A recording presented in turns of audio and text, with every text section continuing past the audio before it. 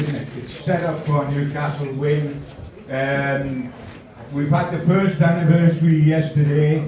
War flags are doing something special in the ground, and they've lifted the atmosphere in the place enormously this season. We've beaten Fulham and got that elusive away win. We've got Bruno back, we've got Callum Wilson back, and we're playing Brentford, who aren't exactly Man City. So if we don't win today, I'll stand tapping. We've got to win today. It's set up for us to win today. John, your feelings? After listening to you, you said all this when we played Bournemouth. I did. So basically, you're a bit of a jinx, aren't you? I am an absolute bloody jinx, mate. Look, I think last week we got to take an awful lot of confidence out of last week. Not just with the win, but the performance. Yeah. You know, it could have been so much more. 2 goals disallowed, played great. Even before the sending off, we were on top. We were the better side. 4 or 5 minutes before the sending off, we were on top. Yeah, and we were always going to win that. Yeah. But big opportunity today. It'll be really interesting to see what he does team-wise, because I thought everybody that played last week played on hard. Everybody was tremendous. He's got Joe Linton to come back. I'm not too sure whether St Maximin's fit or not. But big decisions for him to make. And does he leave Dan Bourne at left back as well? And they did well at left back away from home last week, but do you need a more natural left back at home when you're going to have probably more of the ball and a little bit more attacking intent? So, but it's set up. I'd be bitterly disappointed if we didn't win today. Although I'm saying that, I said that against Bournemouth as well, so I'm a jinx as well. I mean, one of the interesting things for me winning it, Fulham, 2 things. First of all, we're ruthless, and we haven't been ruthless this season. We've played well on lots of occasions until we got the final third, and then we haven't knocked the goals in. They go down to 10 men, you've still got to be ruthless and see them off in Newcastle take that. And for me, one of the reasons why that worked was that we had Bruno back, who had missed a couple of games and then was a bit rusty. And above all, we had Callum Wilson. We had a proper centre forward, playing centre forward, because we haven't got backup really for that position. And I thought, and he scored in 11 minutes, that finished them off, their heads dropped. And I think he makes a huge difference. And of course, playing today, he makes a big difference. Keeping him fit is totally a different ball game. But I thought he made a massive difference at Fulham, and hopefully today. Look, Wilson's a quality player. You know, he's just a very good centre forward. His movement's excellent. Works the channels well, holds it up, gets himself in the penalty area. I mean, the goal he scored last week, yard out, typical goal scorer's goal. That's the type of goals that he scores. And if he could stay fit, that's the big problem with him, was keeping him fit. If he could stay fit, there's no doubt in my mind he'd go to the World Cup in England. But keeping him fit, that is the major problem. You know, you've got to wrap him up in cotton wool. But he's a big player for us. He's an important player for us. You know, him and Guimaraes. He's just a top player. Wow. You know, he always has time on the ball. Always picks the right pass. Always has space. But him and Wilson's a lot of times Wilson. I think Wilson's just a top player. The interesting thing with the stats with Wilson is we know he's got 3 goals in 4 starts this season, but if you look at his overall Newcastle record, he's got 23 goals for Newcastle in 43 starts and 5 more so. That means he scores 1 and 2. And in the Newcastle side, which he originally come into, which was Steve Bruce and Mike Ashley's, sorry to spoil your lunchtime pint, but it wasn't the best in the world, was it? To have a record like that, not playing for a top 5 club, is quite phenomenal. And the secret is keeping fit. But it isn't the secret, John, because once you like Callum, once you've got those sort of physical problems, they don't go away. We know he's going to be out again. He's not going to play from now to the end of the season. I mean, if I'm horribly biased, which I am for Newcastle United, I'm pleased he's not won the World Cup. Because he can't get injured in that 6 weeks. Well, he can with him, he can get injured on the training ground, but he shouldn't get injured in that 6 weeks, and that makes him fail with us. But he ain't going to play every game between now and the end of the season. But I think when you look at his injury record, you'd be really surprised if he went between now and the end of the season and didn't pick up another injury. You look back over his career, anywhere he's been, he's got these injury problems. And if he could stay fit, I mean, as you say, averaging a goal every 2 games, in a side that was really struggling, a poor side, you know, it's second to none, you know, and you think with better quality players around, you keep them fit, he can only get better and better. I'd like to see him go to the World Cup, I have to be perfectly honest, because I think if you take Kane out of the equation, I don't think there's many better English centre forwards than Callum Wilson. Whether Gareth Southgate looks at it that way and decides to take him, I think it would be a gamble because of his injury record. You know, but sometimes it's a gamble that will take him if he's that 6 games. I mean, absolutely terrific. And Newcastle haven't got a Callum Wilson type backup because, I mean, Chris Wood, bless him. I mean, one pace, no touch, confidence slow. Even his great strength, supposedly heading the ball, he stands still and jumps straight up. That takes some heading, getting the power from that sort of situation to be because when he has scored, like Tranmere, he was on the run and flicked it, and that's much better. And Isak is not yet Callum Wilson type of centre forward that plays between the posts. He likes to drift and he'll go out wide, and he's a ball playing type of striker. And I think he will therefore fit in tremendously with Callum Wilson. Everybody was wondering when he came whether he could play with Callum Wilson or be his understudy. I think they can go together perfectly, John. It'll be really interesting to see what Eddie Howe does when Isak's fit. I mean, he's got a formula at the moment and a formation that works really well and gets the best out of the players that he's got. Does he change that when Isak's fit? Does he go with 2 up top? Does he play Wilson and Isak together? Or will he play Isak on the right side and let him drift in? You know, so again, these are decisions that he's going to have to make. They're good decisions for him, you know, healthy decisions. It'll be great when everybody's fit to see what way he goes and who plays, because all of a sudden, you know, it'll look an awful lot better. And then January window comes along, John, and hopefully they get 2 or 3 more in. But we need to get there first. But I don't see him playing Isak and Wilson as a 2, you know, and I think he'll stick with the formation. Yeah, he will. It's like he doesn't want to play 5 at the back, he wants to play 4. And even when he then wants to show off Hoffman and Burnham on the same side, he doesn't play 3 central defenders, he plays Burnham left back. I think he'll play Isak out wide. Like he does the centre-backs man in Mickey when the ball quick. One of them will be sacrificed, and it might be Mickey if he doesn't keep going like he did at Fulham. And he'll play out wide. But we're like 1-1, John, at Fulham. We've never won 6 games, of course, in the Premier League, never won since the opening day. We put that right in ruthless fashion at Fulham. We've got to put right another wrong this afternoon, which is the home record where in the last 2 games I've been at home, I've been massively disappointed. To draw with Crystal Palace and to draw with Pumphries. They're not quality sides. You've got to beat those sides. Brentford with their utmost respect on Manchester City. You can beat Brentford if you go about it the right way. If we didn't have Callum Wilson in the matches we drew up here, the last 2 games we drew up here, we have got him today, and I'm hoping that will make all the difference. But to really cash in on last week, we've got to win against Takeover. Yeah, I don't think last week means anything unless you win today. You know, it was great to get that home. The form was great, everything about it. But we need to go and do it all again today. I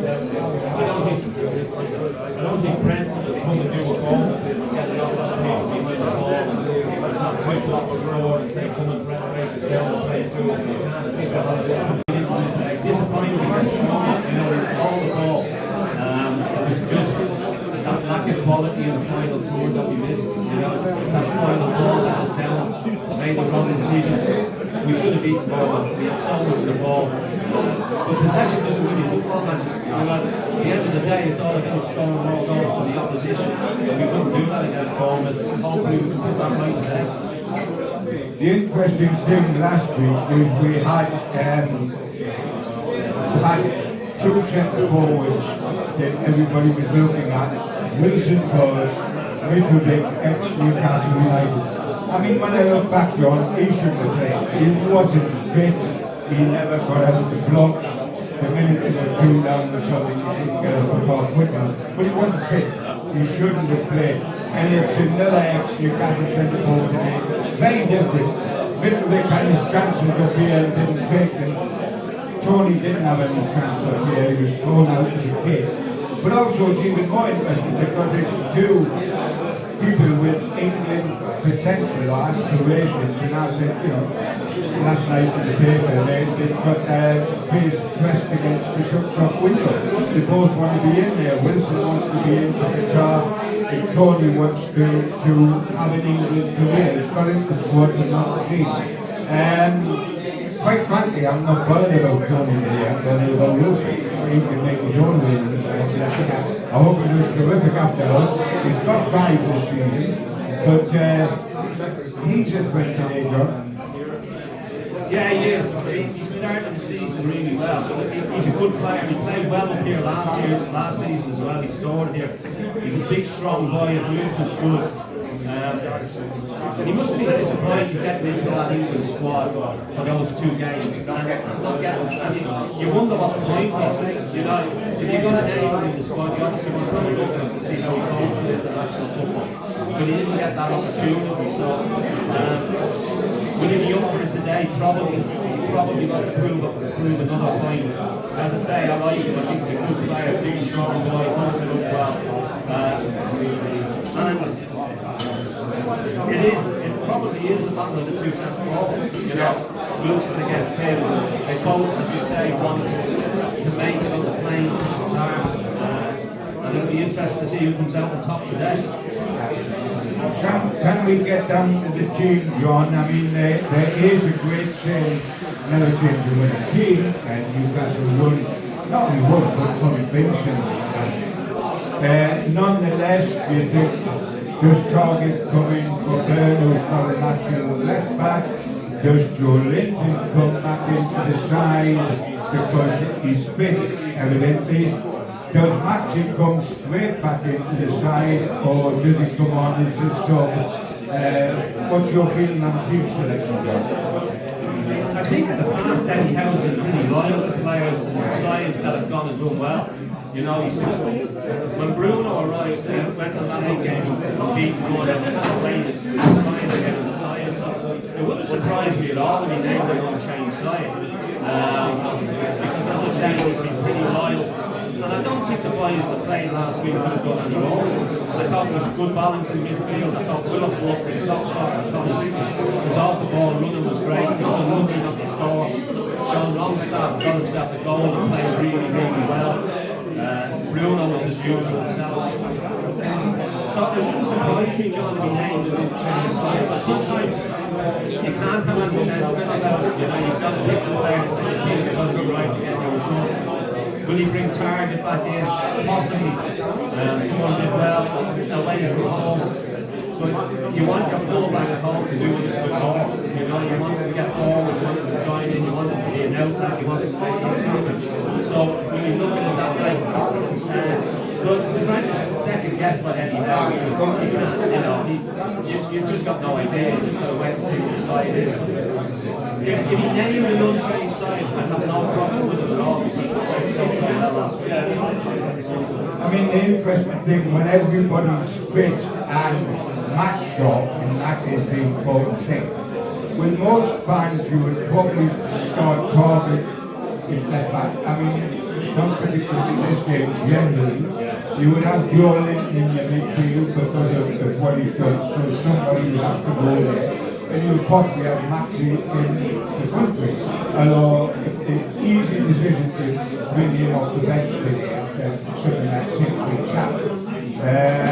But the interesting thing that I found when I looked at it, I was quite surprised that Joe Wilson has started every Premier League game and the League Cup tie this season. You sort of use that. And I know Bruno was injured, so he's starting every one, which tells you he's got great faith in him. And Burns is in the league, he started every game bar one where he put on his shoulder. So, and Eddie is loyal. So there's that to be looked at today. Prediction made, I haven't put my neck on the block right at the start and said it's set up. What's your prediction for the score today? I fancy a big time tonight. I think I went 2-0 against Bournemouth. I'm going 2-0 again today. I think it'll be a different type of game. As I say, I think they'll come and they'll be a little bit more open. They'll have a goal. They'll throw bodies forward. They'll leave space, and I think we can take advantage of that. You know, before the play is very, very difficult for us, and we weren't good enough to break them down on the day. But I think today will be more open. This type of game that suits us down the ground, so I'm not too good.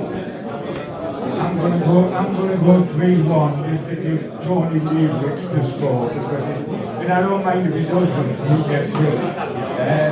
Just to finish, because we can't not mention the takeover. It was the first anniversary yesterday. War Flags and the supporters will make it an absolute party today because of the takeover. For me, the takeover has been magic. I think the people that have come in have done the job correctly, and also getting rid of Ashley, and through Ashley getting rid of Steve Bruce, who's done a magnificent job at West Brom. Spots don't change today. By the way, he's not everybody's cup of tea. Are you sick of hearing him say that? I mean, he said it all the time in Newcastle. He's saying it at West Brom now. Whose cup of tea is he? That's what I want to know. It's absolutely ridiculous. But the takeover has been terrific. Most of the decisions made have been absolutely first class. They never get them all right, but we've got them right. They had to appoint a good manager. For me, people say, what's the best thing that's happened in the takeover? The manager, only because if you get that one wrong, it's bloody difficult to get for the decisions right with the wrong bloke in charge. And we went with Eddie Howe at a time when he wasn't the first choice. The old Arsenal guy was, and thankfully he turned us down. That was a narrow escape. We got Eddie Howe, and at the time, yes, he was a bright young manager. Everybody's saying, will he be the next England manager, etc. But he's also a manager that some people looked at and said, he took Bournemouth from the 4th tier to the Premier League and kept them up. But Bournemouth is a small club, 10,000 gates. He's now with a place for 52,000. He got the sack at Bournemouth and was out of a job when we appointed him. It was a chance, we took a chance, and he's been absolutely magnificent. He has done the job properly, and we've done the job properly in 2 transfer windows, without a shadow of a doubt. And for me, again, the first thing you do is the most important. Everybody remembers the 4-minute mile if they're as old as me. But you don't remember who did it the second time and the third time. Because everybody remembers Armstrong on the moon. You couldn't name who was 3rd, 4th, 5th on the moon. You remember the first one. Of course, Trippier agreed to come to Newcastle when we were in the bottom of 3 with relegation on the board. He was an England international, playing the final for England. He just won the Liga in Spain, and he'd come here without any escape clause if we went down. Bruno quickly followed in the same fashion, and we've got great times since. But thank you, Eddie Howe, and thank you, Trippier, for opening the doors in the first place. I think that was very important. Your feeling on the takeover generally, John, as it is first anniversary game? Oh, it's been a nightmare. It's been absolutely hated every minute. No, look, it's been absolutely brilliant. It's been a quick year. I think what they've done about it the right way. The infrastructure of the club has all changed. You know, there was so much wrong with the football club when they came in. They had so much work to do. But they've done it on a gradual basis. You know, so the players that they brought in have all hit the ground running. You know, they've obviously done the homework on the players that they've brought in. Trippier's been a breath of fresh air, he's a quality player. Botman Richards, top player, big, strong. And Nimaresh is just different, yeah. Isak, yeah, he's been a little bit unfortunate with the injury that he's picked up, but he looks a good player. Yeah. Oh, the 2 goals he scored at Liverpool. I know one of them is disallowed, but 2 quality finishes. But you've got to give a lot of credit to the people who come in, the way they've gone about it, you know, what they've got in place. There's still a long way to go. There's still a lot of work to be done. Of course there is, but I don't think anybody can have any complaints whatsoever about how the first 12 months has gone. It's absolutely great. Ladies and gentlemen, we're going to wrap it up there. Enjoy your pints. Enjoy between 3 and 5, and let's keep the faith. It's going to happen this afternoon. It's going to happen long term. See you the next home game. Take care, fellas. Have a good day.